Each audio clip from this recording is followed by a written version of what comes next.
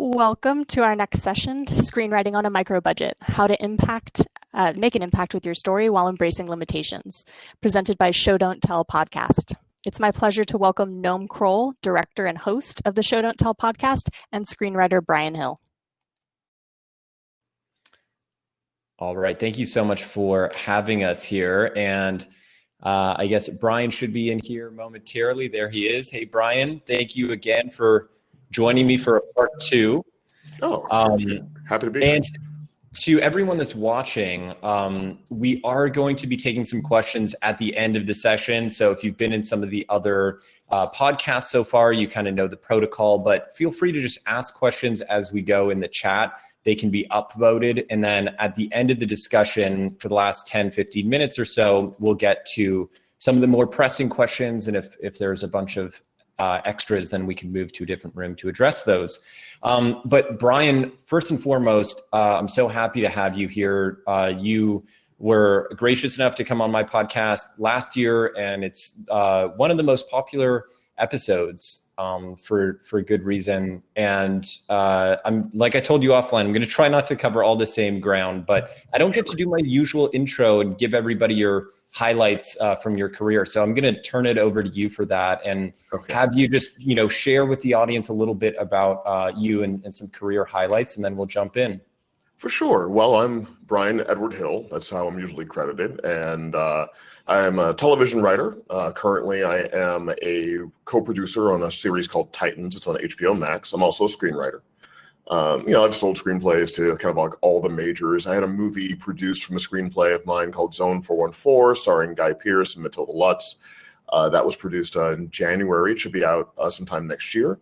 Recent announcements of things I'm also writing are an adaptation of a graphic novel called Black that I'm doing with Studio 8 and Warner Brothers. And my most recent announcement is I am writing the new film adaptation of Power Rangers and developing that with director Jonathan Entwistle of I Am Not Okay With This Fame. And then I also write comic books as well, if you've ever Batman the Outsider, stuff like that. So, I've written a bunch of things in various formats, various sizes too, in terms of budgets. Yeah. And congrats on the Power Rangers gig. As a kid growing up in that era in the 90s, that's very cool. And I'm sure a lot of people are looking forward to that. So that's an exciting gig. But I want to kind of focus this discussion on your micro budget feature film, because as you know, really the context of my podcast is helping independent DIY filmmakers kind of take charge, make their own films within their own resources. And despite all the incredible success that you've had as a writer, as a creator on so many different levels, you're also now embracing this micro budget paradigm. And I'd love to sort of pick your brain on the thought process behind that. Maybe we could start with whatever you could tell us about the project itself. I know we're still early, but if you could share sort of any details on that front, that would be great. Well, just to add some context. So I went to NYU when I started studying film. And I'm from the independent film world. Even though I write bigger budget stuff, my core are really character-driven, indie movies. There's a filmmaker, John Sayles, who's writer-director, who used to work in both worlds. So he was always kind of a model for me. And when it comes to this current project, it was important for me that it be built at the size it needed to be, right? So what I didn't want to do, was write something that needed $3 million to make and then attempt to make it for like 50K. Because that wouldn't work. And I've gone down that road before with some things like years ago, and you just hit the brick wall of reality. So with this project, it's called 9 Shots. And it's essentially about a photographer and a model who have this contentious relationship over getting these 9 images the photographer has to capture to save the rest of his career, right? So it's sort of framed by these 9 photo sessions. And you can almost look at it like a 9-act structure. Oh, interesting. Right? So everything, it's like Russian nesting dolls, right? Everything is kind of wrapped in everything else. And it really came to mind when I was doing some portrait work, which I do, it's on my Instagram. And I'll have friends over and we'll shoot some portraits and I'll have conversations with them. And as a filmmaker, there's an intimacy that happens when you're like really capturing someone. Like when you're focused on whatever that aspect of a person is that you see and you want to capture that on the film, digital film, there's something magical that takes place. And I would have these brilliant conversations that would approach a whole host of subjects, whether it's, like your childhood, sexuality, race, economics, fears, fantasies, like just the kind of things that would just come and they would go like a breeze. But it was in the moment, you're like, wow, this is a really incredible conversation we're having, and this would be interesting to capture. And so after that happened to me 2 or 3 times while I was shooting my portraits, I just started taking some notes and saw that, there's a narrative structure in this. And the reason why I wanted to do this situation with photographer and model is, again, thinking about the efficiency matrix of trying to make something like this. Well, now I can have lights in the shot. Oh, right? Because they're all practicals. Yeah. I have basically one location, a photo studio. I might go out and capture some wild stuff, in LA, to kind of chop in there. But it allowed me to, one, have the lighting kind of set up. It's diegetic, so I don't have to worry about hiding it. 2, because I'm going to do 9 different, portrait kind of caps at the end of each of these little chapters of the story. Well, now I can change wardrobe and makeup for at least the female lead. Yeah. And set design too, or are you going to kind of reconfigure? Yes.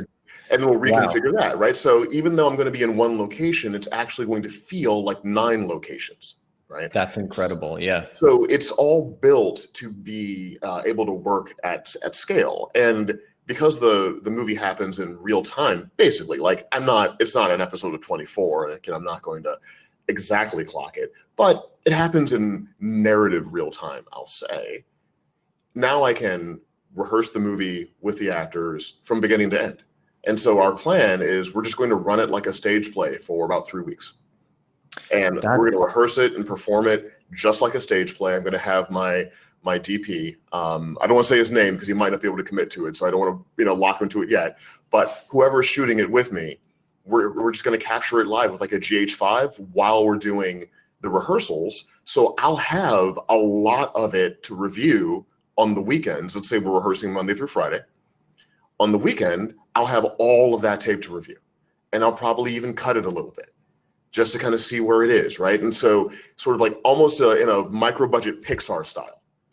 That's amazing. So you could evolve as you go, see what's working. You can see the opportunities, I wanted. So that's the project in a nutshell.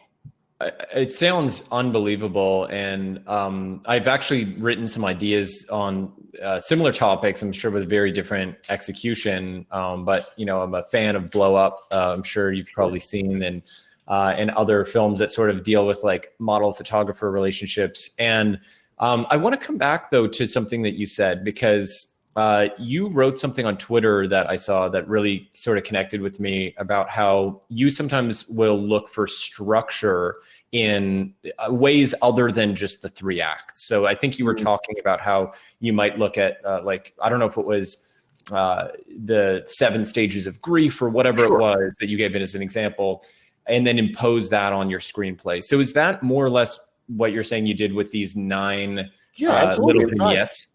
It was the 7 stages of grief that I used to kind of map out the structure. So I call it the art of nesting structure, right? So you have 3-act structure, Act 1, Act 2, Act 3. We're all familiar with that. Well, I don't really believe 3-act structure exists because I think it's more like a 5-act structure when you really look at it. It's Act 1, Act 2, Part 1, your midpoint, Act 2, Part 2, then you have the climax, then you have the denouement, right? Yeah. So I tend to work in a 5-act structure anyway. And what that does is it makes the second act, by splitting it into 2, with the fulcrum being in the midpoint, and treating the second act like 2 acts. And in brutal terms, the first half of the second act, things go well for the protagonist pursuing goals. And then at the midpoint, there's a big paradigm shift. And then things start to go badly in the second half of the second act, right? So, Yeah. That already made it easier for me to kind of understand structure because I didn't get lost in the morass of the second act, right? That's what it can turn into. But then on top of that, I will map over another structure. So psychological structures, right? So with the 7 stages of grief, I'm able to layer that into those 5 acts, right? And so even though there's only 7, what that does is leave me 2 kind of, film periods for both like almost like a prologue and almost like an epilogue, right? Like to kind of get the audience in and leave the audience out, right? So I look for structure in a whole host of ways. And how can I layer one thing on top of another thing and just make my process easier? Because I always write from a strong outline. I never just go. I always have a good plan to go. And so all of this is like the nesting structure that helps me plan out my writing. It kind of answers my question, but just to clarify, do you, by the time you're actually hitting, writing fade in or whatever to write the script, all of this structure is planned. It's not just that you have the 5 acts and then you go back on a rewrite and you look for, okay, how can I now impose the 7 stages of grief? You're saying all of that happens at the very early stage. You're not going to start typing fade in until you're pretty set, I'm assuming. That is my process. So the first thing I do is I think about my protagonist and where they start and where they end. In this case, I have 2 protagonists, so I'll think about both of their beginning points and end points, right? And I have this arc. It's very clear in my mind. Everything starts to be a character first. Until I have character, even though I have the general concept, but I got to know what the character journey is so I can figure out how they get there. Then I'll just, look at structure in Campbellian terms. That usually gets me started. And if you don't want to dig into Joseph Campbell, then read Christopher Vogler, read The Hero's Journey, which is an easier breakdown of Campbellian structure. So I'll start there and just kind of map out like in a sentence, like, okay, this scene, that scene, this scene, that scene. And since this is a dual protagonist narrative, I have to do 2 structure charts. Interesting. Right? I have to, because each of them is on their own journey, right? And even though they each sort of trade antagonist, protagonist positions in the meta narrative, right? They're each on their own journey, so they each get their own structure. And then once I have that kind of set and I'm happy with it, and literally we're just talking about, I don't know, between the 2 characters, maybe 15 to 18, 19 steps or something. Then I just kind of match them up, so I know like, okay, they're here at the same time, here at the same time, here at the same time, here at the same time. Then I look at, okay, well, this is where my first act ends. This is where my second act hits the midpoint, and so on. And then I'll look at my psychological structure and make sure that their journeys are syncing up to everything, right? So it's a lot like sort of music. You want to make sure that there is no dissonance, so that any reading of the film, if you wanted to read the film in terms of the 7 stages of grief, you could have a perfect reading of the narrative through that alone. If you wanted to read the film just through 5-act structure, you could have a perfect reading of the film in that way alone. And when I know everything is working synergistically, then I start detailing inside of my outline. And part of the reason why I have to have a detailed outline, because normally when I write a screenplay, the outline will wind up being around 25 pages on average, sometimes a little more, sometimes a little less. But my outline will have slugs, right? So I'll have a slug line and then a few sentences of what happens in the scene, then a slug line and then all of that. And I do that, one, practically, I can write that outline in Fade In, which is my preferred screenwriting software. So I can write it in Fade In, and then I can literally write screenplay inside of my outline because my slugs are already there, right? Oh, that's so cool. So right, you're so using Fade In to do all your outlining, and essentially that's your tool. You keep it all contained.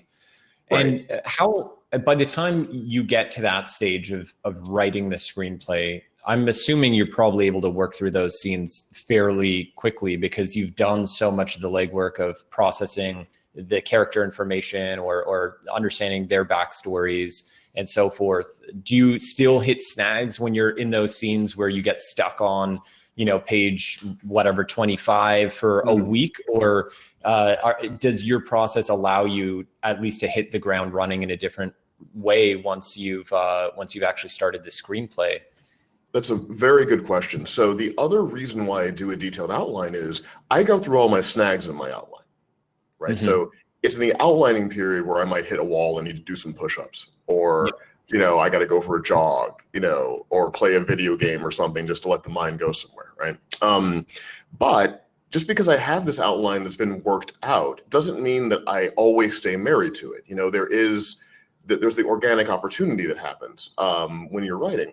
I liken my process to music because I'm also a musician. I play piano a little bit. I write a little music. It's just fun for me to do. Well, let's say you're learning a song, right? Like My Funny Valentine, one of my favorite songs, Rodgers and Hart, beautiful song. Well, you don't really know the song if you need to look at the sheet music. You can play it, and if you read well and you can react well to what you're reading, you can play the song. But it's not really your song until you don't need the sheet music anymore. Right? Yeah. So my outline is like the sheet music. So when I'm first writing that draft, I'm writing it looking at the sheet music. This chord goes here. That's right. Okay, make this change, shift. Okay, cool, rest, all that, right? But then you get to the point where you know the song, and that's where the second draft and the third draft are happening, right? So I usually get through my first draft fairly quickly. Like I can write a draft of a screenplay if I have a good outline. I can write that in 6 days, 5 days, pretty easily. I can do it in 3, depending on, like, this is conversational, so I might be able to do this one in 3, like if I sat down and blocked it out. Like, I'm doing it in chunks because I have a billion other things to write, but just kind of estimating the work. If I only had to work on this project, I could probably write it in 3 days. But that's not what's going to go on screen, right? That is, I have played through the song, but then I know it. So now I can go back to it, and then you can riff a little bit. You get into the jazz of it, and that's when you get the sway of the song rather than hitting like the elevator Muzak version of the melody. So let me ask you this, because I'd love to stick on the music analogy. I play guitar, and I can completely relate. If I'm trying to learn let's say, guitar solo, you could get the notes down perfectly, but it's not until you've played it 250 times and it becomes muscle memory, and you don't even have to look. And then you can add these sort of creative touches or flourishes to what you're doing, because you can play within the boundaries of what you've so clearly sort of, ingrained, I guess in your mind, in terms of the technique. But I also find that there's a point that you could get to where you play something so much that you start to almost lose that spontaneity, that sort of fun, free-form jazz, because it becomes, I don't want to say dull, but there's no, I don't know, you're not in that sweet spot, I would sort of say. Sure. Do you get that with writing where, so you hit the ground running when you're writing the screenplay, and then you could go back and revise it, and the notes you have to hit and bend and twist and do whatever with. But at what point do you know, okay, one more stroke of paint on this canvas is too much, and that's going to, take it a step back now? Is that a difficult point for you to sort of know when you've sort of finished that process and when you could step back from it? Well, the best way I can answer this question is to share like a brief anecdote. So when I was at NYU, James Cameron came to speak to the school at some point, and I had to sneak into it because it wasn't really for me. It was like a graduate student thing, and I was an undergrad kid, and I was already incurring too much student debt to do it, so you couldn't tell me not to go listen to Jim Cameron, right? And there was a little Q&A, and then after that, he hung out for a little bit, and so I got to speak to him, and I asked him, like, well, give me one thing. Like, tell me something that you wished you could have told yourself when you were my age so I can know it, right? And he kind of laughed at me, and he was like, always work on multiple things, because it's going to give you perspective on everything that you're working on. And I think I heard that when I was like, I don't know, like 21 or something like that, 20 years old. And I sort of stuck to it. So to answer your question, because I'm always working on multiple things, I never get to the point where it gets dull, because I always have another thing I can go to, right? Now, like right now, I'm working on a fantasy action movie for a studio that I can't announce yet because it hasn't been announced, but that is a completely different aspect of my imagination than this like sort of, Adrian Lynn meets David Mamet, kind of, micro budget film that I'm working on, right? 2 totally different imagination tracks. So if I feel like I'm getting dull, right? If I feel I'm not really, I'm not like really playing it the way I want to play it, then I'll just work on the other thing for a little while, right? And, put on a different music playlist and get into a whole different zone, and then I come back refreshed. Come back refreshed and either presumably make the changes you need to make, or maybe see areas that perhaps you thought were problematic and realize actually they are working in some cases because you just maybe needed the time away or the perspective. I'm guessing. Well, absolutely, right? And I think this point is really important. So for everyone listening to us that wants to make a micro budget movie, I think that's great, but also consider writing something that is more expensive, just to know how to put something together at that size and scale, because the scale is going to teach you lessons that you can then apply to something that has a lower budget, right? Like there are things I learn from working on something as big as Power Rangers that you might not think would fit into your, kind of David Hare, Venus and Fur movie, but it kind of does though, because it unlocks different doors in your brain. Simultaneously, working with the constraints, or what I call like strategic limitations of micro budget filmmaking, opens up possibilities in bigger budget filmmaking. So if I'm writing an episode of Titans, for instance, and I need like Dick Grayson and Starfire, two characters on the show, they're superheroes, but I need the scene to feel real. Well, because I've done this kind of smaller localized work, I know how to do that as well. So I generally suggest that writers just play around a little bit, like write a stage play, for just as an exercise. Like it doesn't have to be like huge. Don't like Inherit the Wind or something, but just think about like a 2 or 3 person stage play, or like an act of True West or something. Write that just to see what does your imagination do with 2 people talking at a kitchen table. Yeah, and I love that you said that, and in particular what you opened with, speaking about going the other direction. Presumably there's some micro budget filmmakers listening to this right now who have written scripts to be done for $10,000 or $50,000, and I'm myself trying to actually do exactly what you just described. I've always written these scripts knowing I have to make this movie for nothing or with friends or with $10,000.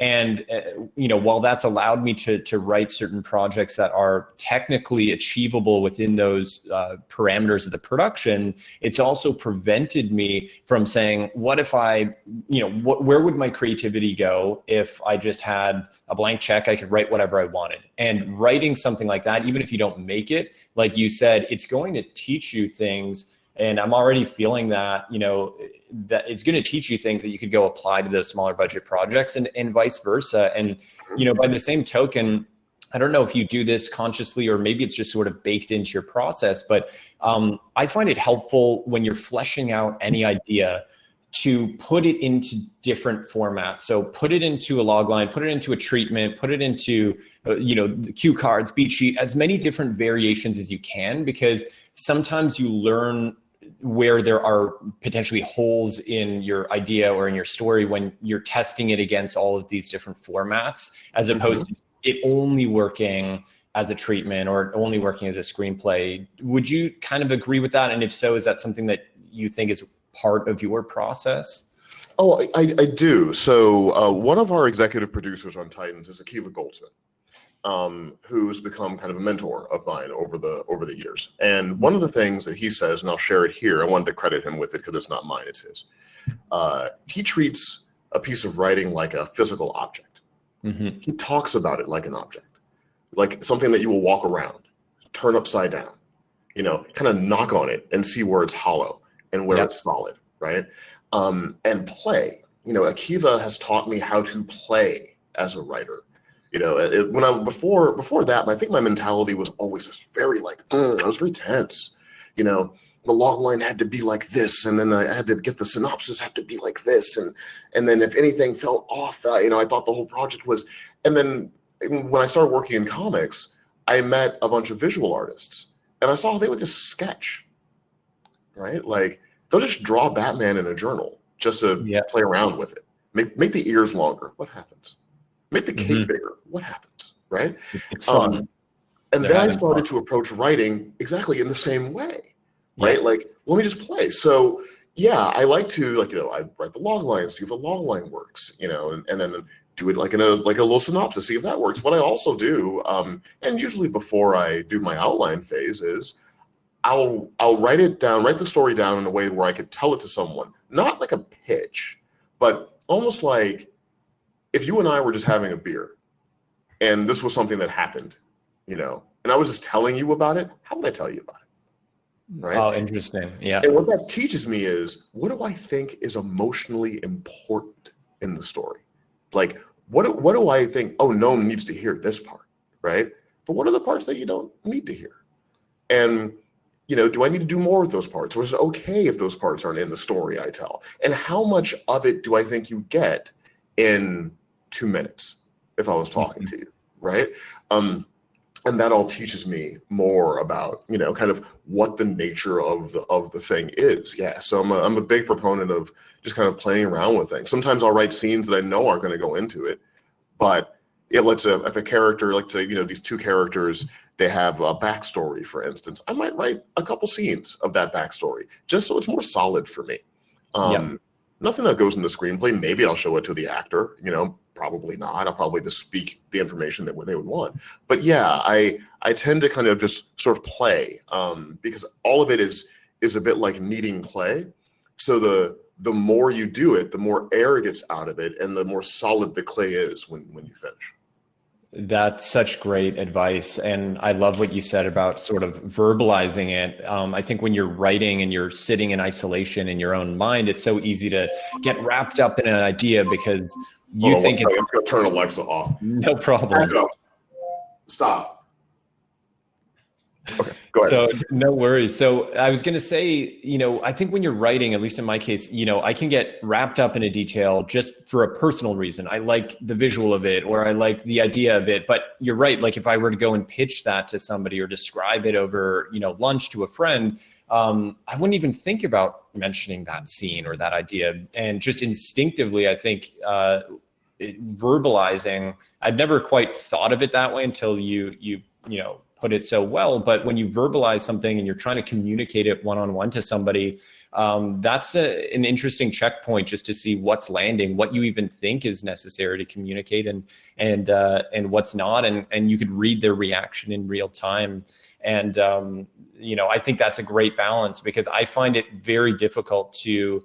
I think one of the hardest things about writing, especially if you're not working with a team or a co-writer, is just being able to gauge, which instincts you have are going to land with people and which aren't, because you can lose your footing. So do you have any other methods for doing that, as far as not necessarily pitching to people, but like you talked about workshopping with actors?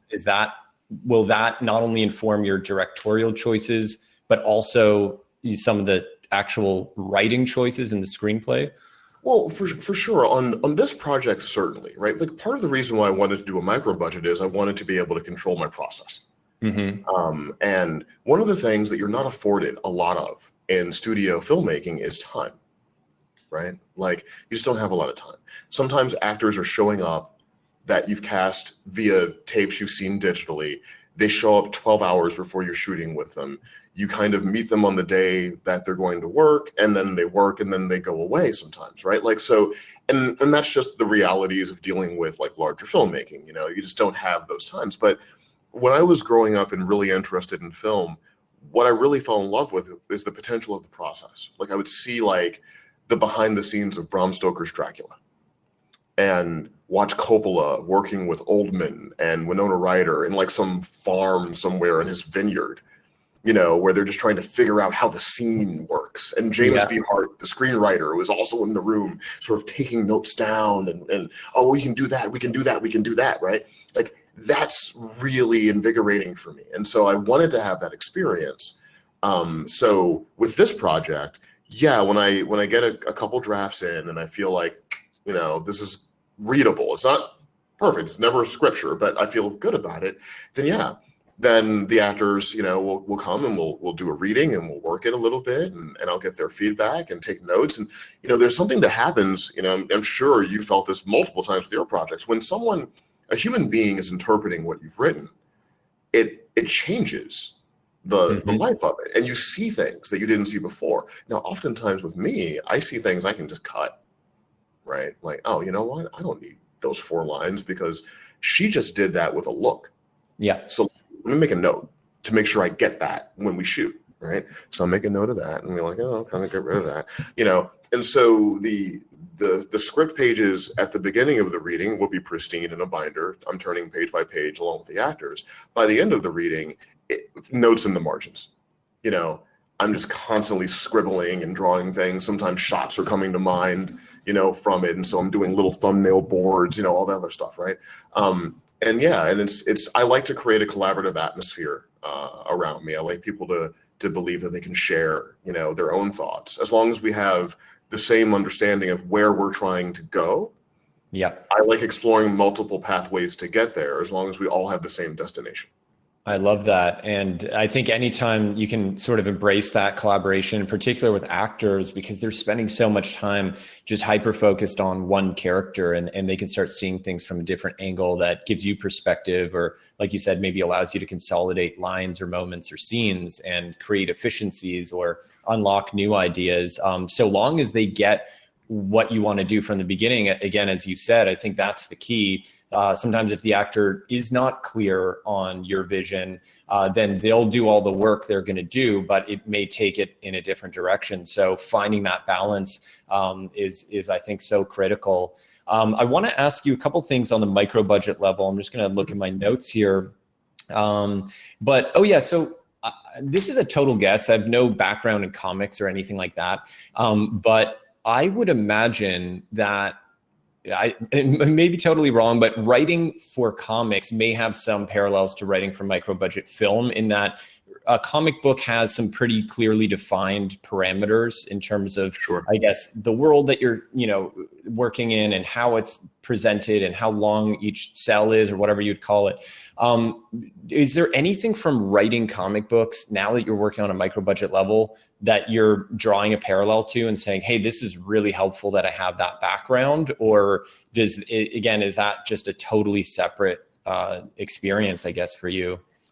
Well, I think because my initial study was always writing and directing film, right? Mm-hmm. That was where, so everything that I do is always filtered through the prism of where that interest really lives, right? So in comics, I've written what I call conversational comics, which are, you know, just like talking heads with atmosphere and mood. And then I've also written like things where Batman has to stop the bad guy with the Batmobile and the city burning behind him and all that stuff. Yeah. What I think is the most useful is the thinking in imagery. You know, when you're writing a comic book, you're thinking in terms of pictures. So one of my rules for a comic, whether it's a conversational comic or like a big action comic, is, could you understand the necessary elements of the narrative by just flipping through and looking at the pictures? Oh, interesting. And if you're doing something, I wrote a book called Postal, which is like a crime thriller. You know, it didn't have a lot of hyperbole, right? There weren't like action sequences, really. It was kind of a whodunit. True Detective on paper is the best way I can explain it. But because it didn't have any of the histrionics of big genre, I had to see how image could tell story without any gimmicks being applied. So then it would be a matter of, I'm just going to change the blocking here, and that's going to show the growing distance between these characters. Oh, interesting. This character that's covering up this secret from this other character, I would detail it in the script, like, well, I need the frame to look like this because I need this character to be hiding something. So we feel that, you know, and put them halfway in shadow. And, you know, and some of it is just really like overt, like broad stroke technique, right? You're like Fritz Lang, you're just doing like the birth of noir, and all of that. You're not being especially subtle in a book, but it has you thinking in pictures. So if I'm doing something with two characters in a location and I don't want that thing to just kind of droll on and feel like you're never getting out of it, I think about like, how can I change the image up? What can I do with the staging of this to make this more interesting, right? I love that. Yeah. When do we see her through the lens? When do we see her through his eyes? When are they together in the frame? When are they separate in the frame, right? Like all of those little things, like the less you have, and this kind of gets to like the kind of, almost like a Zen thing. I get kind of a Zen practitioner. You can sort of see how I keep my home office is the more minimal your work is, the less elements you have, the more important individual elements become.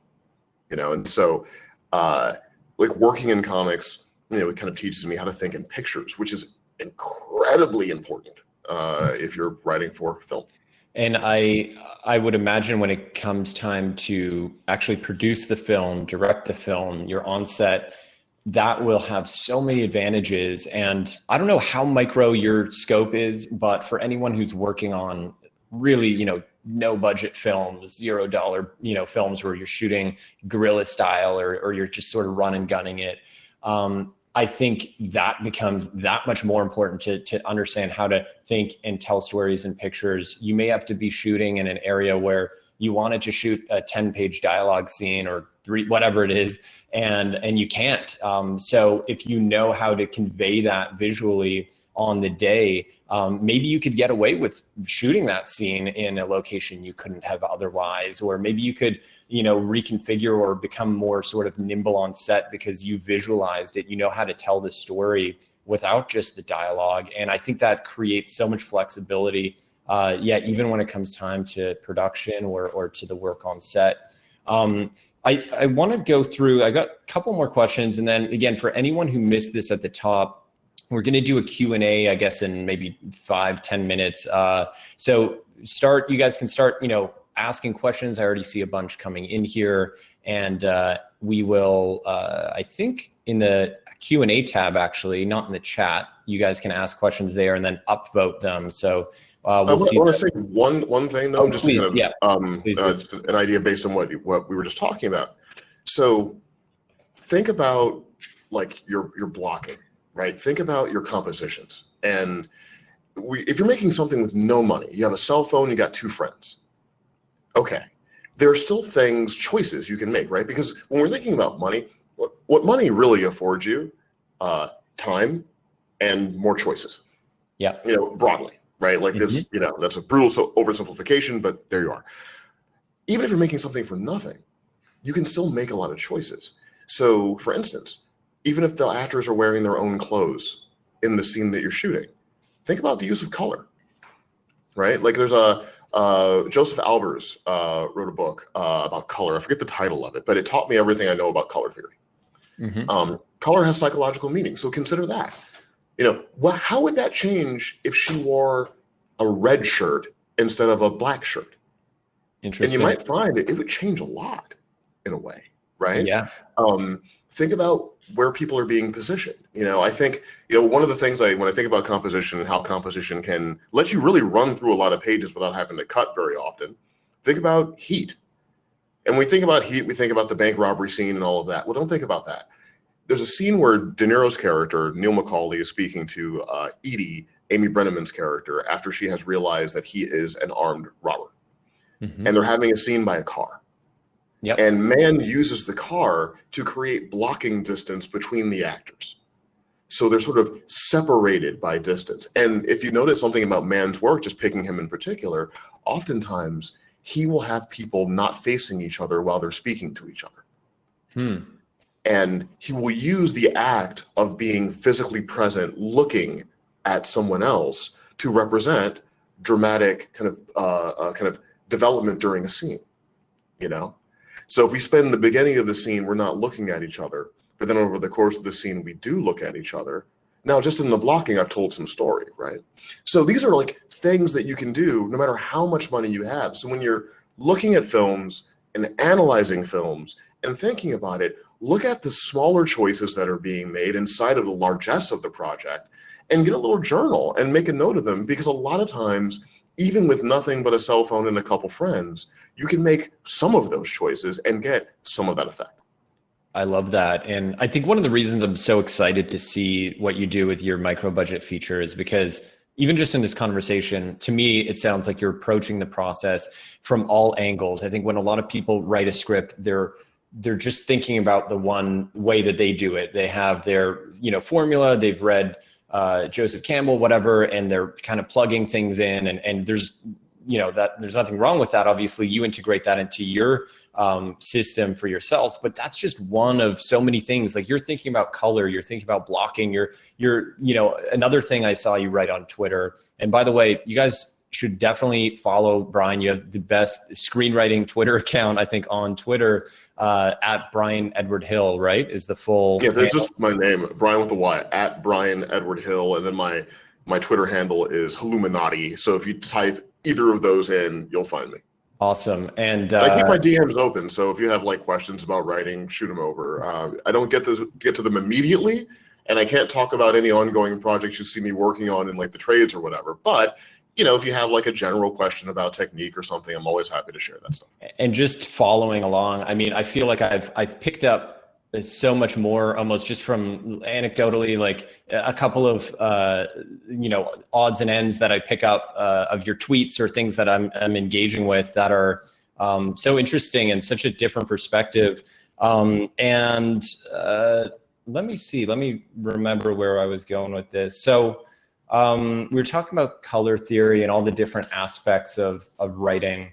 I don't remember. Let me go to another question because I don't remember even where I was going, but hopefully you guys will pick up on some of these tweets. So what is pre-production going to look like for you? Because from the sounds of it, you've kind of baked a lot of these ideas into your script. You're thinking about the blocking, you're thinking about like the visuals and all of that. So how is this now transitioning to pre-production, and when is that happening? What does that look like for you? Is a lot of that work already sort of done in the script phase to a sense? I mean, some of it is, not all of it, right? So while I'm writing, because I know the location I'm going to use, there's a photo studio in downtown LA that I'm going to use, and I have access to, and so I'll do that. So I know what space I'm going to use, right? Mm-hmm. And because I'm only dealing with 2 characters, largely happening in real time. There's 4 characters, but the bulk of the story is, the dramatic work between 2 characters. So, in the writing, it's a very, very kind of sparse screenplay. There's a lot of white on the page. Yeah. It's almost written like a stage play, just to kind of get the dialogue out and a little bit of stage blocking in there, but just enough indication. So I kind of have an idea of what's happening in the space. Then my next step is I draw what I see in like little thumbnails. Like, are there places where I know the compositions where I want to get them? And so I do all of that stuff there. And then when you're thinking about the logistics of it, my wife is going to help me produce it. I've got a couple people that are also going to kind of help me on that front. But we're kind of a small group, right? So I think in this scenario, I probably will purchase clothing for the actors, but I only need, a handful of outfits, here and there. My makeup artist will be the makeup artist in the story, right? Because it's still diegetic, right? So, so it's all for this project specifically, and every project is different. It's really, how can I use the process of filmmaking and make that stuff diegetic in my story so I don't have to spend so much time trying to pretend I don't have any of the stuff, which would cost a little bit more, So I try to find those logistical, solutions. And then on the creative front, a lot of rehearsal. I'll probably shoot this very quickly and rehearse it for a few weeks. Mm-hmm. So in a lot of ways, it's going to be like a high school play, where we're on book in the first week and a half. Then we get off book, and then we run it a couple times, right? And then we start shooting a little bit of it just on a GH5, just kind of seeing where we are, I love it. It'll just evolve. With the individual looks of the portrait looks that I need for the film, which are almost like little mini sequences. Mm-hmm. Because that's when you're going to get more dramatic lighting. That's when you're going to get more dramatic makeup and all of that. So those are kind of structured to happen at the end of production, after I've gotten like the kind of interstitial stuff that I need to get done, and that way we can sort of have like a couple days of just doing that. And so I just try to organize my schedule to make it easier to make it. And so it's I can't give you like a one size fits all strategy. Mm-hmm. But for this project, it's going to live primarily in performance, right? And so the bulk of my pre-production is built around working with the actors. Again, very much like I was directing a play. Yeah, and then thinking about how I'm visualizing it while they're working so I can make sure it's a cinematic experience. But that's going on in my head in my notebook. What you would see is actors kind of, working the text.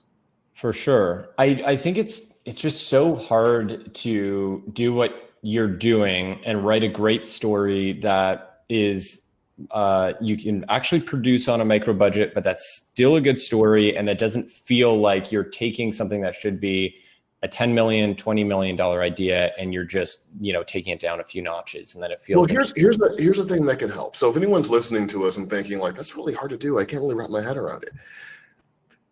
The broader your character arc is, the more important all of the moments of your story are going to be, so that even if it's a conversation, it's a really important one. So I'll give you an example. There are two projects. One is they're both conversations, two people. One of them is Sheila wants to ask Barbara out for romantic drinks. They work together. She's never done this before, and she's working up her gumption to ask Barbara out because she's had a crush on Barbara the entire time, right? Okay, it's writable. Like, what do? You put them in they have a mutual work project they have to do with one another. So now the work project becomes kind of like a symbolic thematic of what Sheila and Barbara are trying to do, or, one's going this way, one's going that way. You can write that. Writable. And if it's fast and it's insightful, and it has, moments of joy and sadness, things are revealed about each other, it can be solid, but it can sort of feel like you're running around in a circle because the character arc isn't that broad, right? So let me change that. So this two-person story is a child has been kidnapped and they're stuck somewhere. They're running out of air. There's 2 hours to find out where this child is. The kidnapper has been arrested and brought downtown. So Janice, who is the best detective of the police force, who was put out to pasture because she had some issues in her record, is dragged in because she has to pull the location out of the kidnapper before the child dies. That's your situation, right? Yeah. So now my stakes are higher.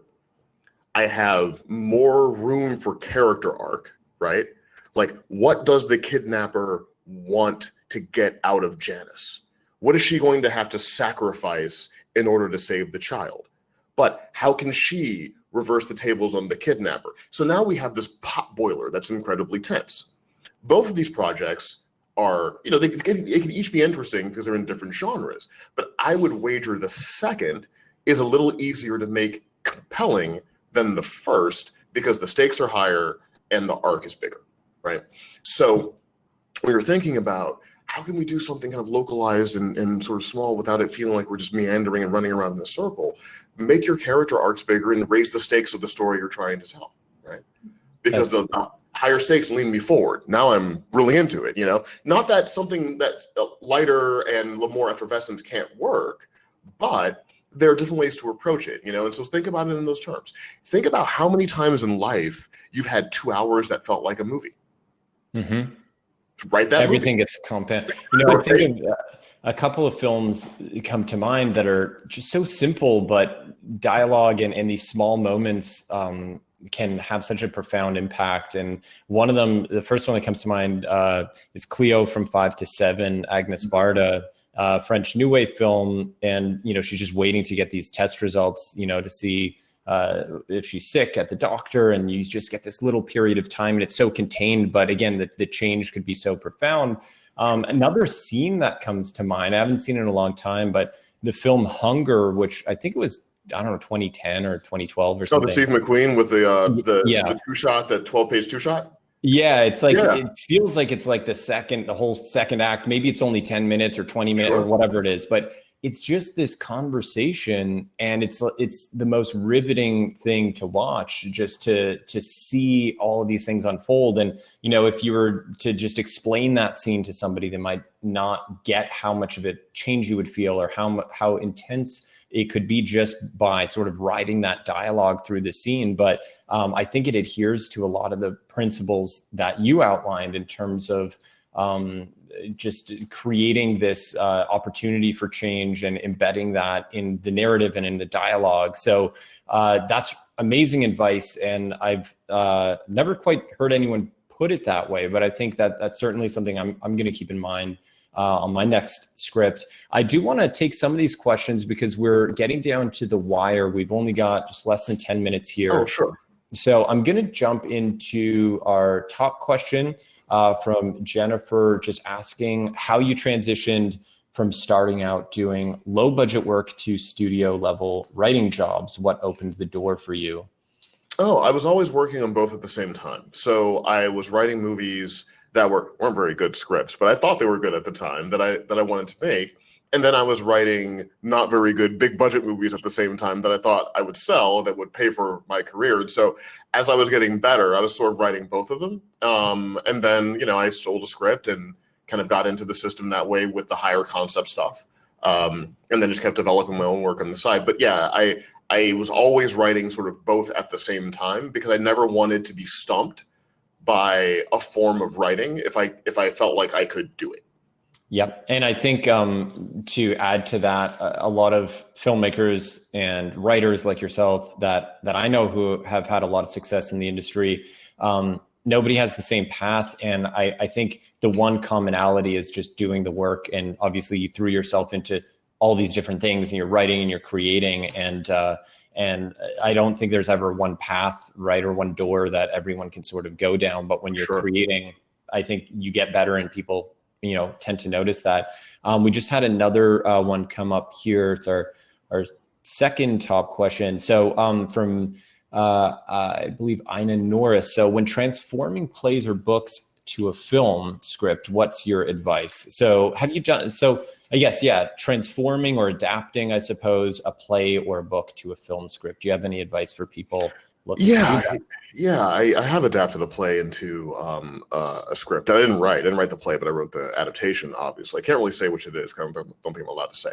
But, the first thing I do is I sort of look through and kind of outline where are my slug changes, right? Mm-hmm. Like, since this play, the time was moving through the play, right? So just sort of like outline like that. And then I honestly start by just taking as much of it as I can and putting it into script format. So I have a screenplay, right? And then it stops being a play. Then I take the play, cover it, put it away. And now I'm looking at the script. Now, because I don't want to futz with the writer's words too much, I try not to change the lines, but I may cut things, right? So it's a little delicate.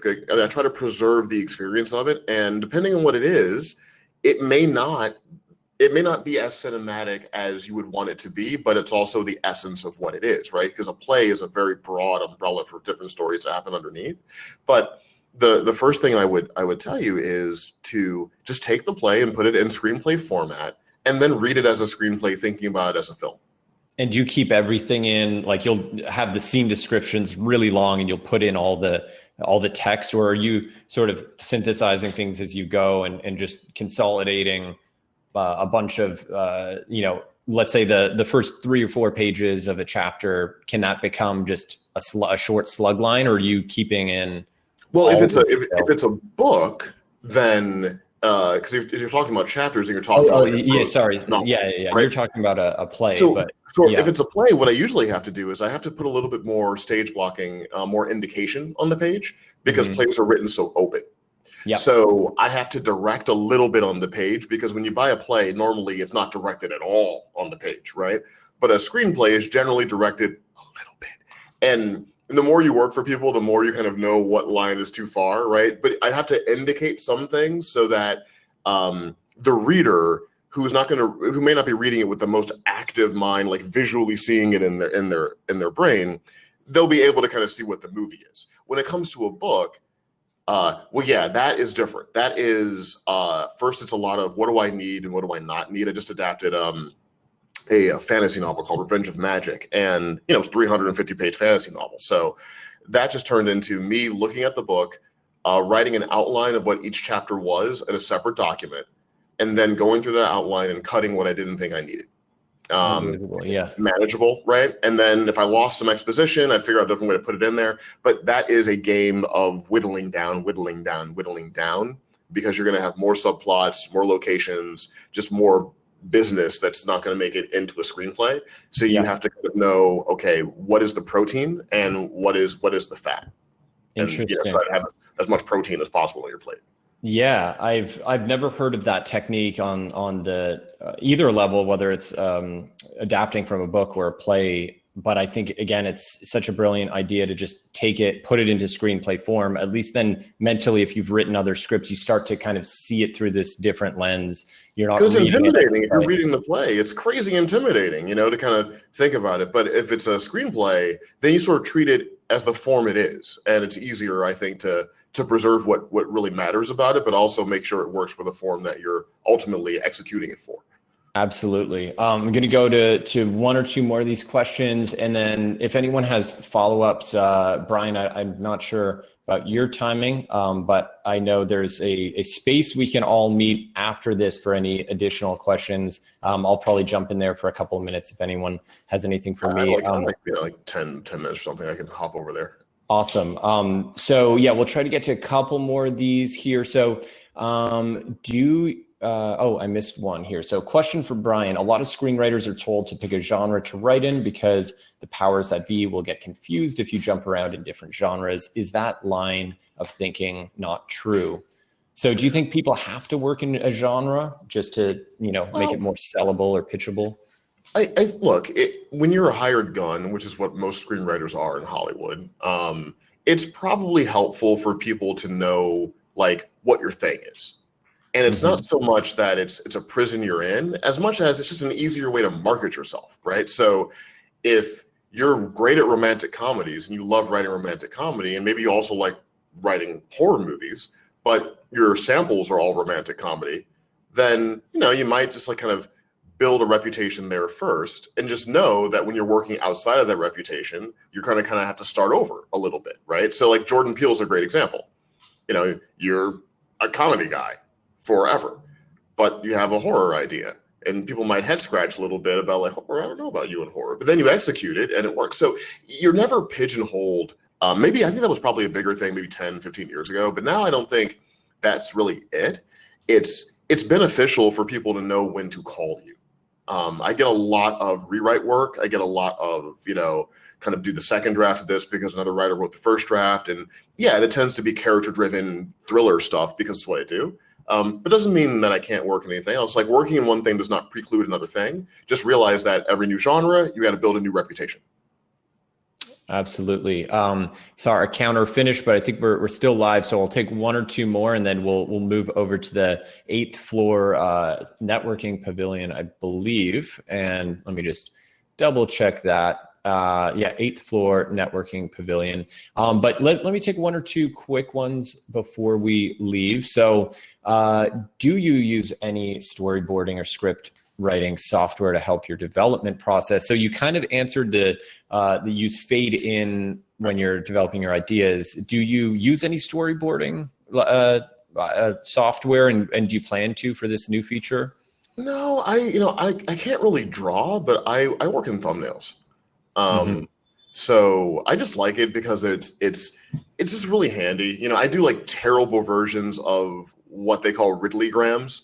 If you look at the making of Alien, Ridley Scott would have these beautifully done little micro sketches of things. Well, I don't have the draftsmanship of Ridley Scott, but I do like kind of little kind of thumbnails of things and compositions. I tried the storyboarding software, and I found myself fighting the software to get to my flow state.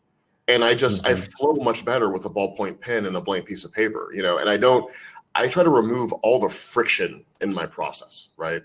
I like fade in more than final draft because I find fade in has less friction with the writing, By the way, I before I forget again, for some reason that reminded me of the tweet I saw that you shared that I wanted to ask you about before.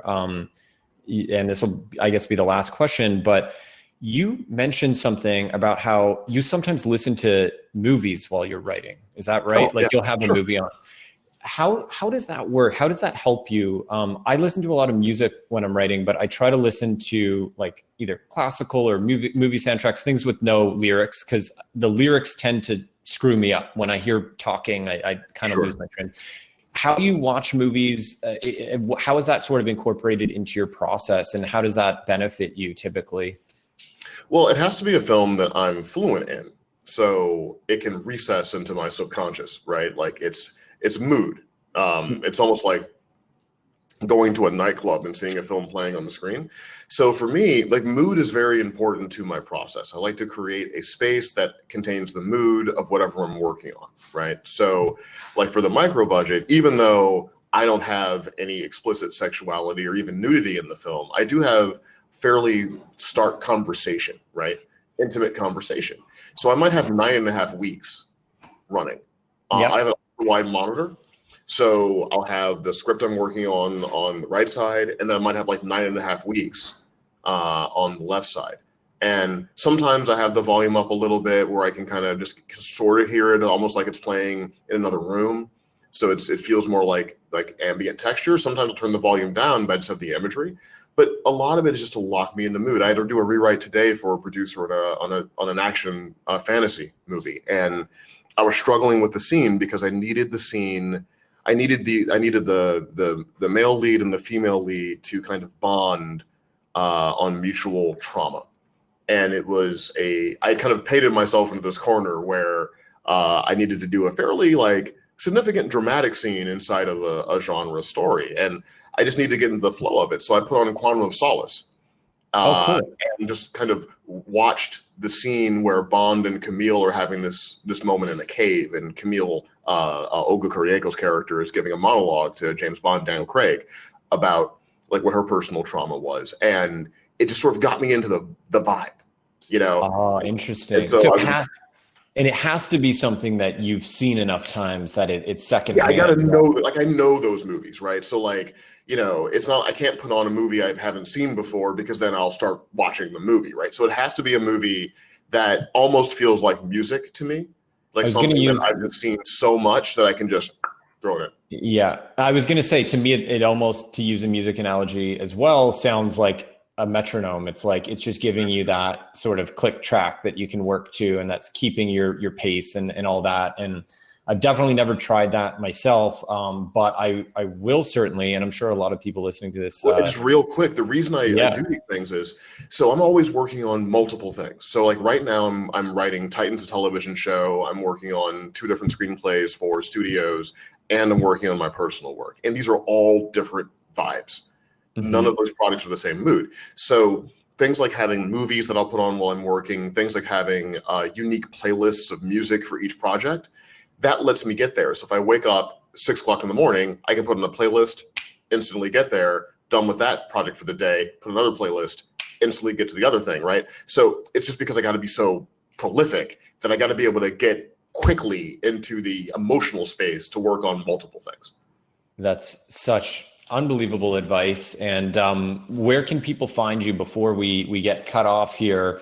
Twitter, at Bryan Edward Hill. That's Bryan with a Y. At Bryan Edward Hill is probably my best social media. It's the one that I pay the most attention to. I'm also on Instagram at Bryan E. Hill, but I'm on Instagram less than Twitter. Awesome. And if you guys enjoyed this, you should definitely listen to part 1 with Bryan on Show Don't Tell podcast. You can find that on Apple Podcasts or wherever you listen. Just search Show Don't Tell. You can also find it on my website, Noam Kroll, NOAMKROLL.com. Just click on the podcast link and you'll get all those episodes. Bryan, thank you so much. There's a ton of questions we didn't get to here. So we're going to head on over to the 8th floor networking pavilion. If you guys want to meet us there, for the next 10, 15 minutes, we could take a couple spillover questions and that'll be that. But I can't thank you enough again, Bryan, for making the time. I know how busy you are, and I'm super excited to see everything that you got in the works right now. Oh, thank you. Thank you for having me. No, it's always great to talk to you. And thanks everyone for coming in and participating. It's great to see so many people paying attention to us just prattling on like this. Awesome. All right. I will see some of you guys over on the 8th floor. Thanks so much.